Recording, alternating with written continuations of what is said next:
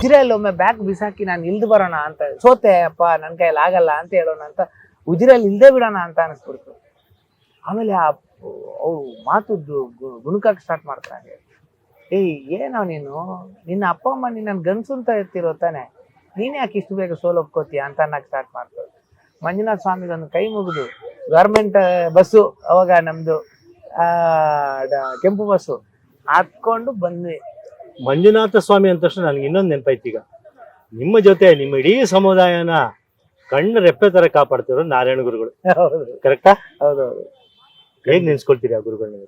ತುಂಬಾ ತುಂಬಾ ಅಂದ್ರೆ ನಾನು ನಿಜ ಹೇಳ್ತೀನಿ ಇವ್ರೆ, ಆ ಸಮುದಾಯದಲ್ಲಿ ಹುಟ್ಟಿರೋದು ನಂದು ಯಾವ್ದೋ ಒಂದು ಜನ್ಮದ ಪುಣ್ಯ ಅನ್ಕೋತೀನಿ ನಾನು. ಅಂದ್ರೆ ವಿಶ್ವಗುರು ಅವರು. ಆಮೇಲೆ ತುಂಬಾ ರೀತಿಯ ತತ್ವಾಧಾರಿತವಾಗಿ ಬದುಕಿದಂತ ಮನುಷ್ಯ. ನಾನು ಅದನ್ನ ಸಮುದಾಯಕ್ಕೆ ಸೀಮಿತವಾಗಿ ಮಾತಾಡಲ್ಲ, ಅದನ್ನ ನಿಜವಾಗ್ಲು ಎಲ್ಲರೂ ಪಾಲಿಸ್ಬೇಕು. ಅವ್ರದ್ದು ತುಂಬಾ ಒಳ್ಳೆ ಒಳ್ಳೆ ತತ್ವಗಳಿದ್ದಾವೆ, ಅದನ್ನೆಲ್ಲ ಪಾಲಿಸ್ಕೊಂಡು ಹೋಗ್ಬೇಕಾದ್ರೆ ನಮ್ಮೊಂದು ಸಮಾಜದ ದೃಷ್ಟಿಕೋನನೇ ಬದಲಾಗ್ಬೋದು.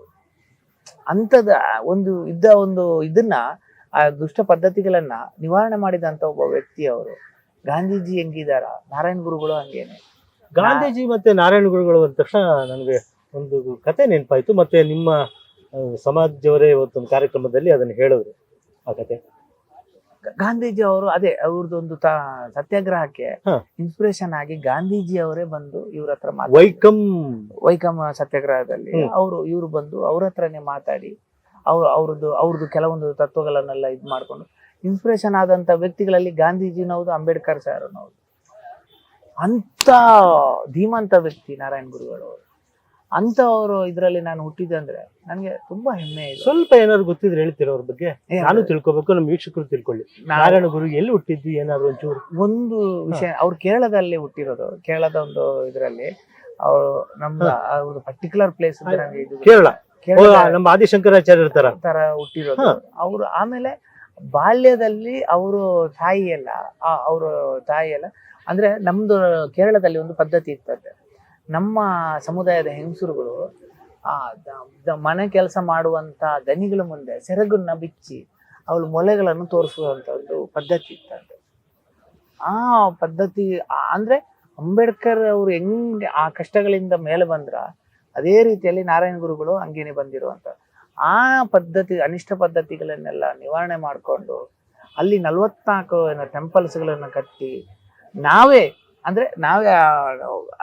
ಏನ್ ಭಕ್ತರು ಮತ್ತು ದೇವರಿಗೆ ಸಂಪರ್ಕಗಳು ಡೈರೆಕ್ಟ್ ಆಗಿರ್ಬೇಕು ಅನ್ನೋ ಒಂದು ಸಂದೇಶಗಳನ್ನ ಮಾಡುತ್ತಾ, ಆಮೇಲೆ ಇದು ನಿಮ್ಮ ಶ್ರದ್ಧೆ, ನಿಮ್ಮ ಭಕ್ತಿ, ಅದು ಇದ್ರಲ್ಲಿ ಸೀಮಿತವಾಗಿರ್ಬೇಕು ಅಂತ ಅವ್ರ ಬೋಧನೆಗಳನ್ನು ತುಂಬಾ ಇದೆ. ಅವ್ರ ಬಗ್ಗೆ ನಾವು ಇಷ್ಟು ಸಣ್ಣ ಇದ್ರಲ್ಲಿ ಮಾತಾಡೋದು ಬೇಡ, ಬೇಕಾದ್ರೆ ಗ್ಲಿಮ್ಸ್ ಆಗಿರ್ಲಿ ಅಂತ ಅದ್ರ ಡಿಬೇಟೇ ಮಾಡೋಣ ಬೇಕಾದ್ರೆ. ಅಂತ ಮಹಾನ್ ವ್ಯಕ್ತಿ ಅವರು ಇದು ನನ್ಗೆ ಒಂದು ಆದರ್ಶನೇ, ಯಾವತ್ತು ಆದರ್ಶನೇ, ನನ್ನ ಜೀವನದಲ್ಲೂ ಆದರ್ಶನೇ ಅವರು.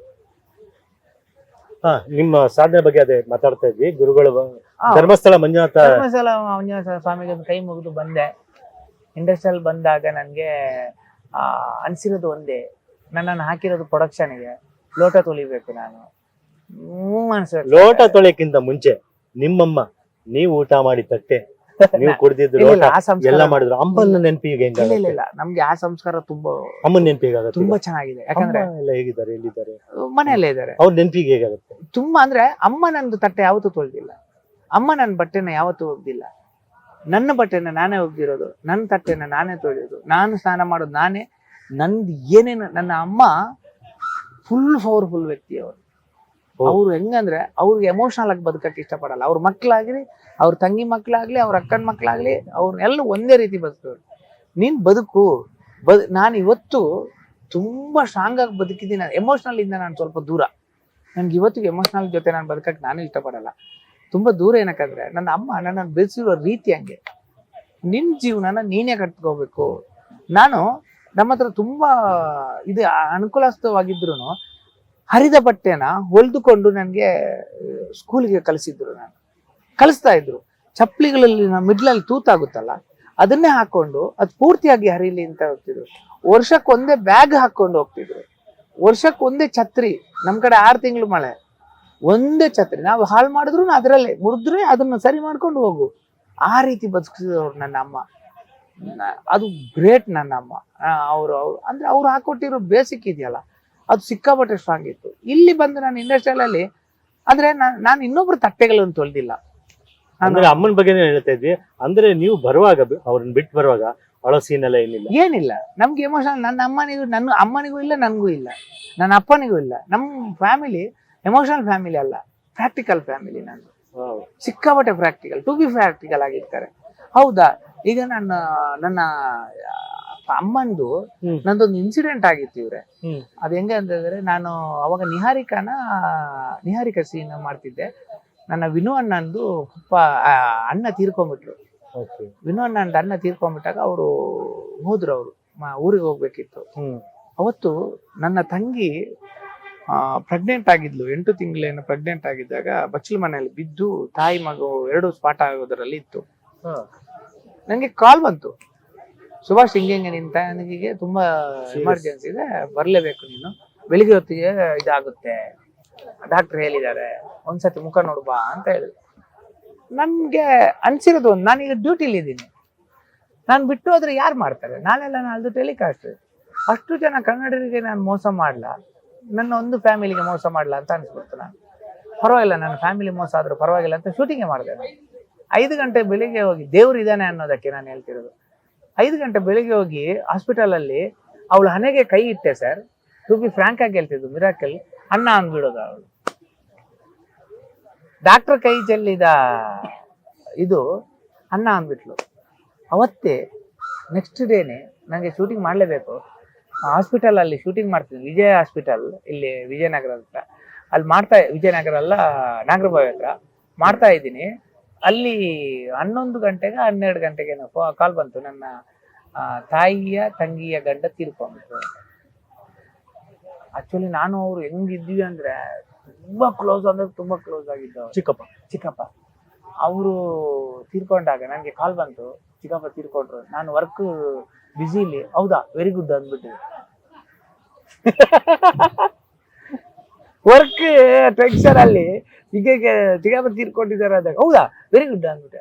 ಆಮೇಲೆ ಒಂದು 5 ನಿಮಿಷ ಆದ್ಮೇಲೆ ನಂಗೆ ಅನ್ಸೋದು, ನಾನು ಏನಂದೆ, ಚಿಕ್ಕಪ್ಪ ತೀರಿದ ನಂದು, ಅದು ನನ್ನ ಜೀವ ಇರುವ ಚಿಕ್ಕಪ್ಪ ತೀರಿದಾರಲ್ಲ ನಂದು ಅಂತ ಹೇಳಿದಾಗ ಹಗಲು ಹೋಗಕ್ಕಾಗಿಲ್ಲ ಸರ್, ನನಗೆ ಹೋಗ್ಲೇ ಇಲ್ಲ. ಅಂದ್ರೆ ಎಮೋಷನಲ್ ಇಂದ ನಾನು ತುಂಬಾ ದೂರ ಇದ್ದೀನಿ. ನಾನು ಈ ನಮ್ಮ ಜಗತ್ತಿಗೆ ಅಥವಾ ನಮ್ಮ ಇಂಡಸ್ಟ್ರಿಯಲ್ಗೆ ಅದನ್ನ ತುಂಬಾ ಹತ್ತಿರ ಇಟ್ಕೊಂಡ್ರೆ ಬದುಕಕ್ಕೆ ತುಂಬಾ ಕಷ್ಟ ಇದೆ. ನಾವು ವಾಸ್ತವವಾಗಿ ಬದುಕಲೇ ಬೇಕಾಗುತ್ತೆ. ಯಾಕಂದ್ರೆ ನಂದು ಒಂದು ಥಿಯರಿ ಇದೆ ಸರ್, ಬರ್ಬೇಕಾದ್ರೆ ಅಮ್ಮನ ಹೊಟ್ಟೆಯಿಂದ ಬಂದಿರೋದು ನಾನು, ಹೋಗ್ಬೇಕಾದ್ರೆ 4 ಜನ ನನ್ನವರು ಹೊತ್ಕೊಂಡು ಹೋಗ್ತಾರೆ, ಮಿಕ್ಕಿರೋದೆಲ್ಲ ಎಮೋಷನಲ್ ಅಷ್ಟೇ ಅಂತ. ಆ ಥಿಯರಲ್ಲಿ ಬದುಕ್ತಾ ಇದ್ದೀನಿ ನಾನು. ಆ ಥಿಯರಿಯಲ್ಲಿ ಬದುಕಿದವರು ಬಂಗಾರ ಸರ ಹಾಕೊಂಡು, ಅಪ್ಪ ಕೊಟ್ಟಿದ್ದು 2,000 ರೂಪಾಯಿ ಜಾಬಲ್ಲಿ ಇಟ್ಕೊಂಡು ಉಜಿರೆ ಬಸ್ ನಿಲ್ದಾಣದಲ್ಲಿ ಇಳಿದ್ಬಿಟ್ಟು ಹೋಗೋಣ ಅಂತ ಅನ್ಕೊಂಡವರು ಧರ್ಮಸ್ಥಳ ಮಂಜುನಾಥ ಸ್ವಾಮಿ ಮೇಲೆ ನಂಬಿಕೆ ಇಟ್ಟು, ಅನ್ನಪ್ಪ ದೇವರು ನಂದು ಫೇವ್ರೇಟ್ ಅಂದ್ರೆ. ಹೌದಾ, ಮ್ಯಾಂಗ್ಳೂರಿಯನ್ಸಿಗೆ ನಿಮ್ಗೆ, ನೀವು ಮ್ಯಾಂಗ್ಳೂರಿಯನ್ಸಿಗೆ ನೀವು ಬೇಕಾದ್ರೆ ಡೈರೆಕ್ಟ್ ಆಗಿ ಹೇಳಿ, ಏಯ್ ನಿನ್ನ ಧರ್ಮ ಮಂಜುನಾಥ ನೋಡ್ಕೋತಾನೆ ಅಂದ್ರೆ ಅವ್ನು ಅಷ್ಟೊಂದು ವಿಚಲಿತನಾಗಲ್ಲ, ಅವನು ಅಷ್ಟೊಂದು ಇದು ಮಾಡಲ್ಲ. ದೇವ್ರದ್ದು ಯಾರು ಬೇಕಾದ್ರೆ ಹೇಳಿ ನೀವು, ಅವನ ಅಷ್ಟೊಂದು. ನೀವು ಅದೇ ಒಬ್ಬ ವ್ಯಕ್ತಿಗೆ ಏಯ್ ನಿನ್ನ ಅನ್ನಪ್ಪ ನೋಡ್ಕೋತಾನೆ ಅನ್ಲಿ, ಅವ್ನು ನಿಮ್ ಕಾಲ್ಗೆ ಬಂದು ಬೀಳ್ತಾನೆ. ಮಂಗ್ಳೂರಿಯನ್ಸಿಗೆ ಅದು ವೀಕ್ನೆಸ್ನು ಹೌದು, ಶ್ರದ್ಧೆ ಭಕ್ತಿನೂ ಹೌದು. ನಾನು ಅನ್ನಪ್ಪನ ಮೇಲೆ ಇವತ್ತಿಗೂ ನನಗೆ ದೊಡ್ಡ ನಂಬಿಕೆ.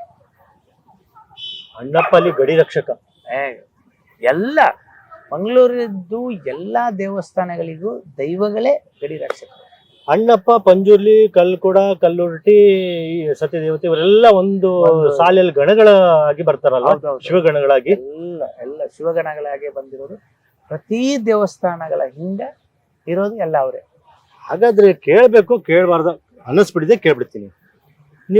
ನಿಮಗೆ ಸೌತ್ ಕೆನರಾ ಬ್ಯಾಕ್ ಗ್ರೌಂಡ್, ನೀವು ಪರಂಪರೆ ಚೆನ್ನಾಗಿದೆ, ನಿಮಗೆ ಸಂಸ್ಕೃತಿ ಚೆನ್ನಾಗಿದೆ, ಬಿಲ್ಲವ ಜನಾಂಗ, ದೈವ, ನೇಮೋತ್ಸವ, ಈ ಥರದ್ದೆಲ್ಲ ತುಂಬಾ ಗೊತ್ತಿಲ್ಲ, ಚೆನ್ನಾಗಿ ಗೊತ್ತಿರೋದ್ರಿಂದ ಕೇಳ್ತೀನಿ. ದೈವ ಅಂತ ಅಣ್ಣಪ್ಪನ ಬೆಟ್ಟಕ್ಕೆ ಹೆಣ್ಣು ಮಕ್ಕಳನ್ನ ಯಾಕೆ ಬಿಡಲ್ಲ ಅನ್ನೋದು ಒಂದು, ಅದು ನಂಗೆ ಆ ಪದ್ಧತಿ ಗೊತ್ತಿಲ್ಲ. ತುಂಬಾ ಸಲ ನನ್ಗೆ ಅನ್ಸಿದೆ, ಆದ್ರೆ ನಂಗೆ ಅದು ಗೊತ್ತಿದ್ರು ಅದು ಕಾಂಟ್ರವರ್ಸಿ ಆಗುತ್ತೆ ಏನೋ. ಸೊ ಹಂಗಾಗಿ ನಾನು ಅದ್ರ ಪರಂಪರೆ, ಅದು ಪರಂಪರೆನೋ ಅದಕ್ಕೆ ಬಲವಾದ ಕಾರಣ ಇದೆ, ತರ್ಕ ಇದೆ, ಬಲವಾದ ಮತ್ತು ತುಂಬಾ ಸೂಕ್ಷ್ಮವಾದ ತರ್ಕ ಇದೆ. ಅಲ್ಲ ಏನಕ್ಕಂದ್ರೆ ಈ ಮುಖಾಂತರ ಅಲ್ಲಿ ನಾವು ಅದನ್ನ ಭೇದಿಸಕ್ಕೂ ಆಗಲ್ಲ, ಹೌದು. ಅದು ವಿರೋಧಿಸಕ್ಕೂ ಆಗಲ್ಲ. ಅದನ್ನ ಅಲ್ಲ ಅದಲ್ಲ, ಐ ಮೀನ್ ನಾನು ಹೇಳ್ತಿರೋದು ಅಂದ್ರೆ ಪಾಸಿಟಿವ್ ತಗೊಳ್ಳೋಣ ಅಂತ. ನಾನು ಪಾಸಿಟಿವ್ ಆಗಿ ಹೇಳಿದ್ರು ಅದಕ್ಕೆ ಒಂದು ಭಕ್ತ ವಿರುದ್ಧ ಅಂತ ಇದೆ. ಅವ್ರಿಗೆ ನೋವಾಗುತ್ತೆ. ಇಲ್ಲ, ಅಣ್ಣಪ್ಪನ ಪೂಜೆ ಮಾಡಿ ಅಂದ್ರೆ ಮಡಿ ಮೈಲಿಗೆ ಅನ್ನೋದು ತುಂಬಾ ನಮ್ಮ ದೈವಸ್ಥಾನಗಳಿಗೆ ಮತ್ತು ದೇವರ ಇದಕ್ಕೆ ಅಂದ್ರೆ ಅದೊಂದು ತುಂಬಾ ಸಾಂಪ್ರದಾಯಿಕವಾಗಿ ಬಂದಿರೋದು ಹೌದು, ಅದು ಹೌದು. ಅಂದ್ರೆ ಮೊದ್ಲಿನ ಹೆಂಗಸರುಗಳಿಗೆ ಅಥವಾ ಈ ರೀತಿಯ ಈಗ ತಿಂಗಳ ಸಂಬಂಧಿತ ಇದಕ್ಕೆ ಬಂದಾಗ ಅವ್ರ ಹತ್ರ ಆ ವ್ಯವಸ್ಥೆಗಳು ಇರ್ಲಿಲ್ಲ ಮೊದ್ಲೆಲ್ಲ. ಋತುಚಕ್ರಗಳೆಲ್ಲ ಆದಾಗ ಅವ್ರ ಹತ್ರ ಈಗಿನ ತರ ವ್ಯವಸ್ಥೆಗಳು ಇರ್ಲಿಲ್ಲ. ಎಲ್ಲಿ ಇದಾಗ್ಬಿಡುತ್ತೋ ಅಥವಾ ಮೈಲಿಗೆಗಳಾಗ್ಬಿಡುತ್ತೋ ಅಲ್ಲಿ ಹೋಗೋದು, ಆ ಇದಕ್ಕೆ ಬಾಧೆಗಳಾಗ್ಬಿಡುತ್ತೋ ಅನ್ನೋ ಒಂದು ಬಲವಾದ ಅದಕ್ಕೆ ಆದ ಒಂದು ಕಥೆಗಳಿದೆ. ಸೊ ಆ ದೃಷ್ಟಿಯಲ್ಲಿ ಹೇಳಿದ್ದಾರೆ ಹೊರತು ಹೆಣ್ಮಕ್ಳಿಗೂ ಅಣ್ಣಪ್ಪನಿಗೂ ಯಾರು ಬೇಡಿದ್ರು ಅಣ್ಣಪ್ಪ ಬಂದೇ ಬರ್ತಾರೆ. ಯಾರು ಇದು ಮಾಡಿದ್ರು ಅಣ್ಣಪ್ಪನಿಗೆ ಭಾಷೆ ಇಲ್ಲ, ಅಣ್ಣಪ್ಪನಿಗೆ ಇದಿಲ್ಲ, ಜಾತಿ ಇಲ್ಲ, ಅಣ್ಣಪ್ಪನಿಗೆ ಧರ್ಮ ಇಲ್ಲ. ಯಾರು ಬೇಡಿದ್ರು ಅವ್ರ ಜೊತೆ ಇದ್ದೇ ಇರ್ತಾರೆ. ಅಂದ್ರೆ ಈಗ ಅಣ್ಣಪ್ಪನ ಗುಡ್ಡ ಇವ್ರು ಹತ್ಲಿಲ್ಲ ಅಂದ್ರೂ ಬೆಟ್ಟ ಧರ್ಮಸ್ಥಳದಲ್ಲಿ ನೇಮೋತ್ಸವದ ಭೂತದ ಕೋಲದಲ್ಲಿ ಅಣ್ಣಪ್ಪ ಬರ್ತಾನಲ್ವಾ, ಅವಾಗ ನೀವು ಧರ್ಮ ನಿಯಮ ಅಂತ ಇರುತ್ತೆ. ಅದು ತುಂಬಾ ಪ್ರಸಿದ್ಧವಾದ ಇದು, ಎಲ್ರು ಬರ್ತಾರೆ. ಅದು ಅಂದ್ರೆ ಕೆಲವೊಂದು ಕಟ್ಟಡಗಳು ಅಂತ ಇರುತ್ತೆ, ಕೆಲವೊಂದು ಕಟ್ಟುಪಾಡುಗಳೆಲ್ಲ ಇರ್ತವೆ. ಅದನ್ನ ಹಿರಿಯರು ಮಾಡಿರೋದು ನಮ್ದ್ರಲ್ಲಿ ಒಂದು ನಮ್ ಕಡೆ ಎಲ್ಲ ಇದೆ. ನಾಟಿ ವೈದ್ಯ ಮಾಡಿದ್ರೆ ನಾಟಿ ವೈದ್ಯ ಮಾಡೋರು ಆ ಗಿಡಮೂಲಿಕೆಗಳ ಹೆಸರು ಹೇಳಲ್ಲ ನಮ್ಗೆ. ಹಂಗೆ ಆಗಿದೆ ಇದನ್ನು. ಯಾಕು ಬರಬಾರ್ದು ಅನ್ನೋದನ್ನ ಇವ್ರು ಕೆಲವೊಂದನ್ನ ಗೌಪ್ಯವಾಗಿಟ್ಟಿದ್ದಾರೆ. ಸೊ ಪ್ರಸಾರ ಆಗಿದೆ, ಜ್ವರಕ್ಕೆ ಇದೇ ಕೊಡೋದು ಅಂತ, ಆದ್ರೆ ಜನಕ್ಕೆ ಕೊಡೋ ಮಧ್ಯ ಯಾವ್ದು ಅಂತ ನಮ್ಗೆ ಗೊತ್ತಿಲ್ಲ ಅನ್ನೋ ಹಂಗಾಗಿದೆ. ಅನುಭವದಿಂದಲೇ ಕಲಿಬೇಕು ಅಂತ. ಅನುಭವದಿಂದಲೇ ಕಲಿಬೇಕು. ನೀವು ಅಸಿಸ್ಟೆಂಟ್ ಅಸೋಸಿಯೇಟ್ ಗಳಿಗೆಲ್ಲ ಕಲ್ಸ್ಕೊಟ್ಬಿಡ್ತೀರಾ, ನೋಡ್ಕೊಳ್ಳೋ ಕೆಲಸ ಅಂತ ಹೇಳಿದಾಗ ಇದ್ರಲ್ಲಿ ತುಂಬಾ ಹೇಳ್ತೀನಿ ಸರ್, ಟು ಬಿ ಫ್ರಾಂಕ್ ಆಗಿ ಹೇಳ್ತೀನಿ, ನನ್ ಜೊತೆ ಟ್ರಾನ್ಸ್ಪರೆಂಟ್ ಆಗಿ ವರ್ಕ್ ಮಾಡ್ತೀನಿ ನಾನು ಸ್ಪೂನ್ ಫೀಡ್ ಯಾರಿಗೂ ಮಾಡಲ್ಲ. Super sir. ಸ್ಪೂನ್ ಫೀಡ್ ಅಂತದ್ದು ನನ್ನ ಲೈಫಲ್ಲಿ ಯಾರಿಗೂ ಮಾಡಿಲ್ಲ. ಅವನು ಟೈಮ್ ವೇಸ್ಟ್ ಮಾಡಕ್ ಬಂದಿದ್ರೆ ಅವನಾನೇ ಬರ, ಕಲಿಯಕ್ ಬಂದಿದ್ರೆ ಅವ್ನು ಕಷ್ಟ ಅಂತ ಕಲ್ತ್ಬಿಡ್ತಾನೆ. ನನ್ನ ಜೊತೆ ದುಡ್ದವರು ಇವಾಗ 7 ಜನ ಡೈರೆಕ್ಟರ್ ಆಗಿದ್ದಾರೆ. ತುಂಬಾ ಪ್ರಶಾಂತ್, ಈಗ ನನ್ನ ಜೊತೆ ಪ್ರಶಾಂತ್ ಆಗ್ಲಿ, ವಿಜಯ್ ಆಗ್ಲಿ, ಹರೀಶ್ ಆಗ್ಲಿ, ಆಮೇಲೆ ಇನ್ನೊಬ್ಬ ಪ್ರಶಾಂತ್ ಆಗ್ಲಿ, ಅಂಬರೀಷ್ ಆಗ್ಲಿ, ಒಟ್ಟಿಗೂ 7 ಜನನು ಬ್ಯುಸಿ ಆಗಿದ್ದಾರೆ. ತುಂಬಾ ಒಳ್ಳೆ ಇದ್ರಲ್ಲಿದ್ದಾರೆ. ಆ ಅಸೋಸಿಯೇಟ್ಗಳು ಬಂದವರು ಒಬ್ಬ ಕಾಸ್ಟ್ಯೂಮರ್ನ ನಾನು ಅಸೋಸಿಯೇಟ್ ಮಾಡಿದ್ದೀನಿ ಇವತ್ತು. ಒಬ್ಬ ಜೂನಿಯರ್ ಆರ್ಟಿಸ್ಟ್ ನ ಡೈರೆಕ್ಟ್ ಮಾಡಿದ್ದೀನಿ. ಜೂನಿಯರ್ ಆರ್ಟಿಸ್ಟ್ ಆಗಿ ಬಂದಿದ್ದವನ್ನ ನಾನು ಡೈರೆಕ್ಟ್ ಮಾಡಿದ್ದೇನೆ. ಈಗ ಉದಯದಲ್ಲಿ ಅವನೊಂದು ಸೀರಿಯಲ್ ನಾವು ಇದು ಮಾಡ್ತಿದ್ದಾನೆ, ಅವ್ನು ಡೈರೆಕ್ಟರ್ ಆಗಿ. ಹಾಗಾದ್ರೆ ನಾನು ಅವಾಗ್ಲೇ ಹೇಳಿದ್ರಲ್ಲಿ ಅತಿಶಯೋಕ್ತಿ ಇಲ್ಲ. ಕಿಂಗ್ಗಿಂತ ಕಿಂಗ್ ಮೇಕರ್ ಇಲ್ಲ. ಅದಕ್ಕಿಂತಲೂ ಒಂದು ಜೀವನ ಕಟ್ಟಕ್ಕೆ ಅಂತ ಕೆಲವರಿಗೆ, ಈಗ ನಿಮ್ಮ ಹತ್ರ ನಾನು ನೋಡಿದಂಗೆ ನಿಮ್ಮ ಹತ್ರ ಒಂದು ಫೇಸ್ ವ್ಯಾಲ್ಯೂ ಇದೆ, ತುಂಬಾ ಚೆನ್ನಾಗಿ ಕ್ಯಾರೆಕ್ಟರ್ಗಳಿಗೆ ಇಂಥ ಕ್ಯಾರೆಕ್ಟರ್ಗಳನ್ನು ಈ ಮನುಷ್ಯನ ಹತ್ರ ಮಾಡಿಸ್ಬೋದು ಅನ್ನೋ ಒಂದು ಧೈರ್ಯ ಇರುತ್ತೆ. ಅದನ್ನ ನಿಮ್ಮ ಹತ್ರನೇ ಮಾಡಿಸ್ಬೇಕು. ನಾನು ಬೇರೆ ಯಾರ ಹತ್ರ ಅದನ್ನ ಮಾಡ್ಸಕ್ಕಾಗಲ್ಲ. ಈಗ ಶಾಂತಂ ಪಾಪಂ ನಾನು ಮೊನ್ನೆ ಮಾಡಿದಾಗ್ಲೂ ಒಂದು ಎಪಿಸೋಡಲ್ಲಿ ನಿಮ್ಮನ್ನು ಕರೆದೆ ಯಾಕೆ ಹೇಳಿ, ಆ ಕ್ಯಾರೆಕ್ಟರ್ ನೀವು ಮಾಡಿದ್ರೇನೆ ಬ್ಯೂಟಿ. ಇನ್ನೊಂದಕ್ಕೆ ನಾನು ಕರೆದಿದ್ದೆ ವೈದ್ಯಾಧಿಕಾರಿ ಅಂತ, ಈಗ ಸೋಮವಾರದಲ್ಲಿ ಟೆಲಿಕಾಸ್ಟ್ ಆಗುತ್ತೆ, ಅದನ್ನ ಮಾಡಿದಾಗ ನಿಮ್ಮನ್ನು ಕರೆದಿದ್ದೆ. ನಿಮ್ದು ಏನೋ ಡೇಟ್ ಇಶ್ಯೂ ಆಯ್ತಾ, ಏನೋ ಒಂದು ಜಾಕಿಗೆ ಇದಾಯ್ತು. ಆಮೇಲೆ ನೆಕ್ಸ್ಟ್ ದಕ್ಕೂ ನಿಮ್ಮನ್ನ ನಾನು ಕರೆದಿರೋದು ಅದಕ್ಕೆ. ನನಗೊಂದು ಐಡಿಯಾ ಇರುತ್ತೆ, ಈ ಕ್ಯಾರೆಕ್ಟರ್ಗಳಿಗೆ ಹಿಂಗೆ, ಮನುಷ್ಯ ಹಿಂಗೆ, ಈ ಮನುಷ್ಯ ಹಿಂಗೆ ಬೆಳಿತಾನೆ, ಈ ಮನುಷ್ಯ ಹಿಂಗೆ ಆಗ್ತಾನೆ ಅಂತ. ಅದಕ್ಕೋಸ್ಕರ ಆ ರೀತಿಯನ್ನು ಇದು ಮಾಡ್ತಾ ಹೋಗ್ತೀವಿ ನಾವು. ನೀವು ಈಗ ದಿಗ್ದರ್ಶನದ ಬಗ್ಗೆ ಹೇಳ್ತಾ ಇದ್ರಿ, ಅಂದ್ರೆ ದಿಗ್ದರ್ಶನ ಅಂದ್ರೆ ಡೈರೆಕ್ಷನ್ ಬಗ್ಗೆ ಮಾತಾಡ್ತಾ ಇದ್ವಿ. ಅದಕ್ಕೆ ಮುಂಚೆ ಇವಾಗ ನೀವು ಲೋಟ ವಿಚಾರ ಬಂತು, ಅಮ್ಮನ ವಿಚಾರ ಬಂತು, ನಾವೆಲ್ಲ ಎಮೋಷನಲ್ ಆಗ್ಬಿಟ್ವಿ. ಆಮೇಲೆ ದೇವರು ಬಂತು, ದೈವ ಬಂತು, ಅದಕ್ಕೆಲ್ಲ ನಾವು ಸ್ಟ್ಯಾಂಡರ್ ಆಗ್ಲೇಬೇಕು ಅಲ್ವಾ. ನಾವು ನಮ್ಮ ಮನೆಗಳಲ್ಲೂ ಅದೇ ರೀತಿ ಅಣ್ಣಪ್ಪ ಅದನ್ನೆಲ್ಲ ನಂಬ್ಕೊಂಡೇ ಬಂದಿರೋದು ನಾವು ಆ ಜಿಲ್ಲೆಗಳಾದ್ರಿಂದ. ಅಣ್ಣಪ್ಪ ಅಮ್ಮ ಎಲ್ಲ ಆಯ್ತು. ನೀವು ವಿನು ಬಳಂಜ ಅಂತ ಹೇಳಿದ್ರಿ, ಲೋಟ ತೊಳೆಯಕ್ ಬರ್ಲಿಲ್ಲ ನಾನು ಅಂತೇನೋ ಹೇಳಿದ್ರಿ, ಅಲ್ಲಿಂದ ಮುಂದುವರಿಬೇಕೀಗ.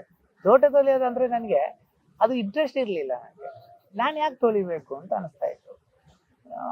ಆಮೇಲೆ ವಿನು ಬಳಂಜ ಒಂದು ಮಾತು ಹೇಳಿದ್ರು, ಇದೇ ಮಾತು ಹೇಳಿದ್ರು, ಸುಭಾಷ್ ಬೇಸಿಕ್ ಆಗಿ ನೀನು ಎಲ್ಲ ಕಲ್ತ್ಕೊಂಡು ಹೋಗ್ಬೇಕು, ನಿನ್ನನ್ನ ನಾಳೆ ಕಾಪಾಡೋದು ಇದೆ.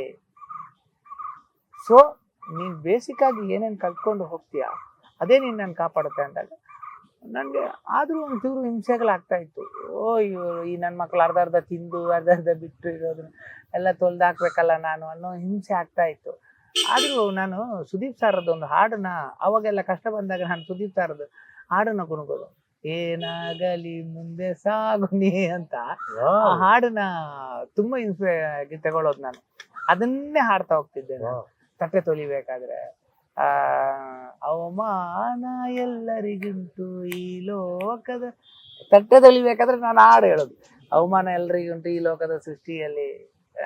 ಆ ರೀತಿ ಹಾಡುಗಳನ್ನೆಲ್ಲ ಪ್ಲೇ ಮಾಡ್ತಾ ಮಾಡ್ತಾ ಮಾಡ್ತಾ ಮಾಡ್ತಾ ಮಾಡ್ತಾ ಆಮೇಲೆ ಅದರದ್ದು ರುಚಿ ಕಾಣ್ತು, ಕೆಲಸದ ರುಚಿ ಕಾಣ್ತು. ನೆಕ್ಸ್ಟ್ ಪ್ರಮೋಷನ್ಗಳ ಸುರಿಮನೆಗಳಂತ ಹೇಳ್ತಿರಲ್ಲ, ಅಲ್ಲಿಂದ ಸೆಟ್ ಹುಡುಗಾಗೆ. ಪ್ರಮೋಷನ್ಗೆ ಹೋಗೋಕ್ಕಿಂತ ಮುಂಚೆ ವಿನು ಬಳಂಜದು ಹೇಳಿದ್ರಿ, ಅವರು ನಿಮಗೆ ಎಲ್ಲ A to Z ಕಲ್ತಿರ್ಬೇಕು, ಮುಂದೆ ನಿಮ್ ಜೀವನಕ್ಕೆ ಅದು ದಾರಿ ದೀಪ ಅಂತ ಅನ್ನೋ ರೀತಿಯಲ್ಲಿ ಹೇಳಿದ್ರು. ವಿನು ಬಳಂಜ ನಿಮ್ಗೆ ಕನೆಕ್ಟ್ ಆಗಿತ್ತು ಹೇಗೆ ಸರ್? ಅವ್ರು ನನ್ನ ಪಕ್ಕದ ಊರಿನವ್ರೆ.